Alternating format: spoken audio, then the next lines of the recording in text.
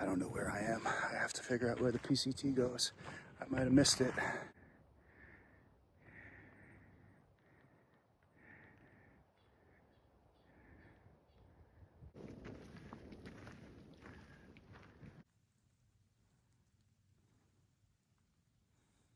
It is about 7:15. I'll break camp later than I thought I would if you asked me yesterday, but it won't be as late as it's been the last couple of days. It's these chilly Oregon mornings in August. I can't get going, but I'll be fine.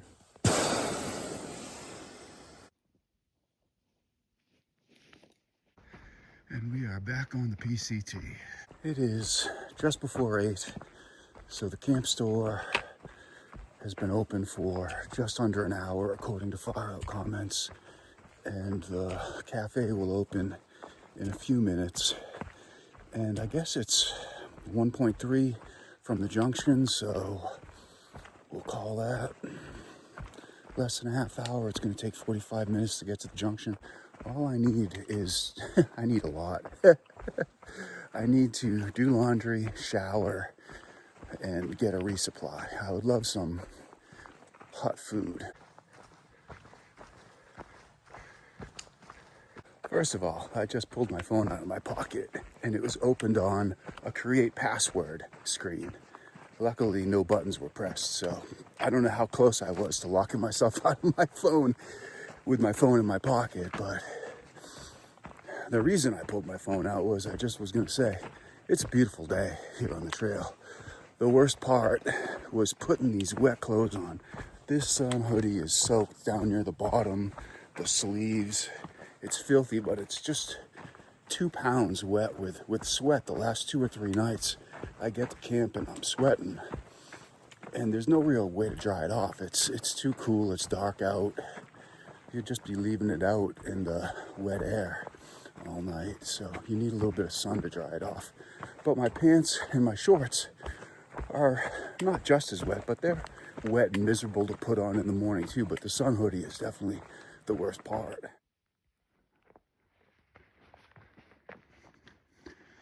So I'm on that Pendergrass Pass Road that accesses the Blue Blaze to get to Shelter Cove. And so this is the camping that they're talking about was down here. And it would have been fine. It only took me 20 minutes to get here. I thought it was more like 45. Now, of course, I can go fast. It's downhill, so maybe a half hour. But 20 minutes is quick, in my opinion. It's probably because I got a good night's sleep. I probably wouldn't have been that quick last night. I definitely stopped at that lake because it was already past 8 and I was just happy to be there, and I had plenty of sunlight or daylight to set up my tent. I've also read there are blueberries or huckleberries or who knows what kind of berries on this road, so I'm going to keep my eye out. Now, if it's not painfully obvious to me that they're edible, I won't eat them. So these are the blueberries that these people are talking about. But I had somebody else point these out to me. And he said they're not the best. So I don't know if I'm going to eat them. I just brushed my teeth. That's my excuse. I just broke one open in my fingers. I mean, it seems like a blueberry. I'm no expert, but it definitely seems like a blueberry. I smelled it. They don't smell much, but it smells like a blueberry.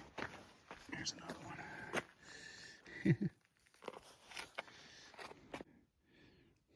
I don't know. Seems like a blueberry. Feels just like I'm going into Ashland.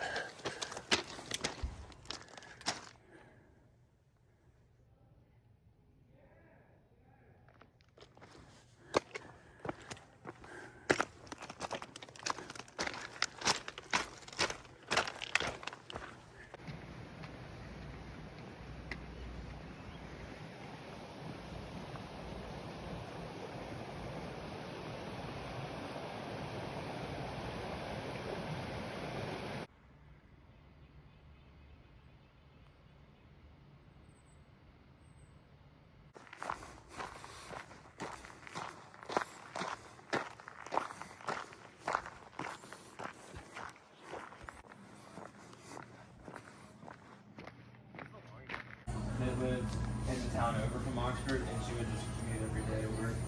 And oh, also we're covering our state.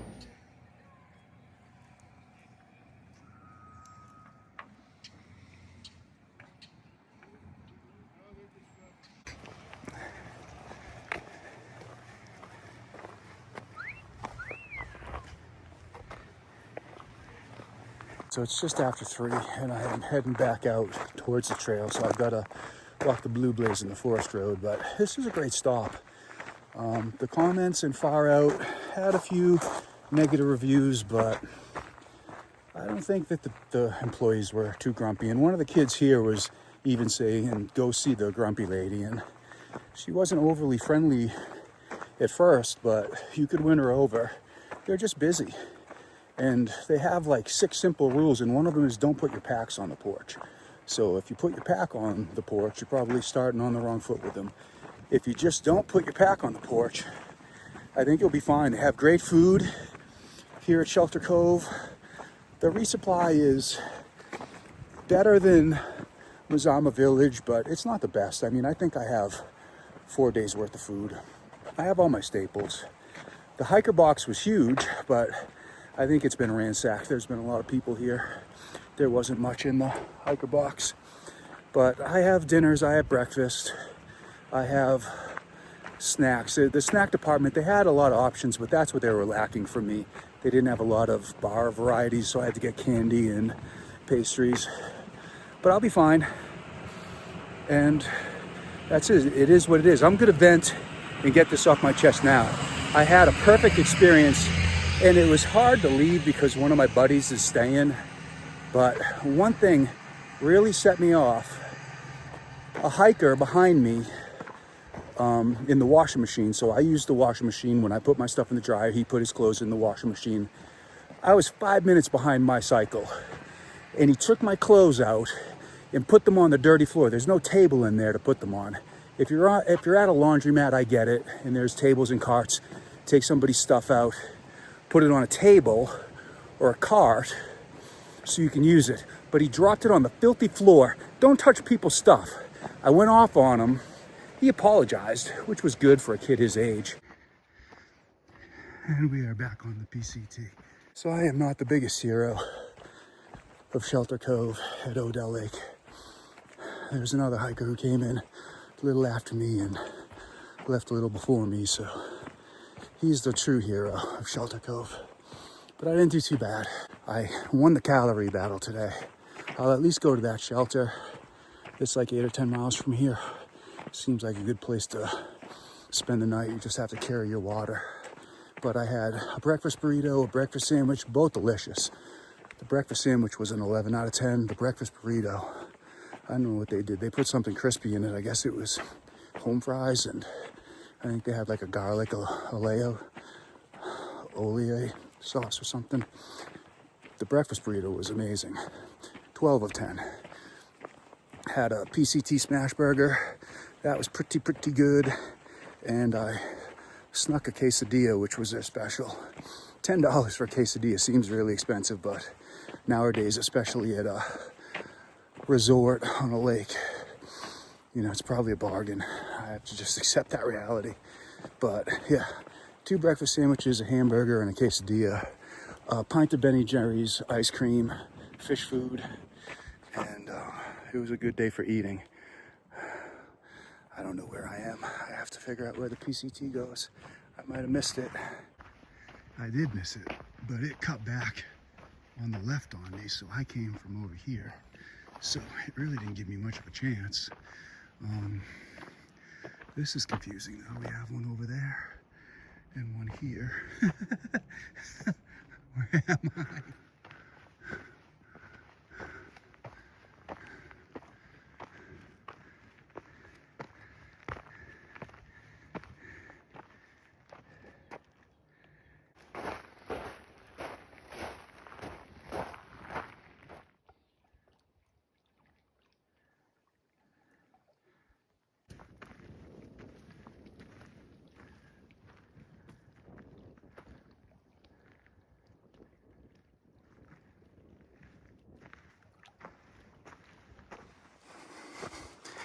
I don't know if it'll translate on film, but I am walking through 1 million bugs, and I don't know if they're water bugs or some sort of mosquito I've never seen before.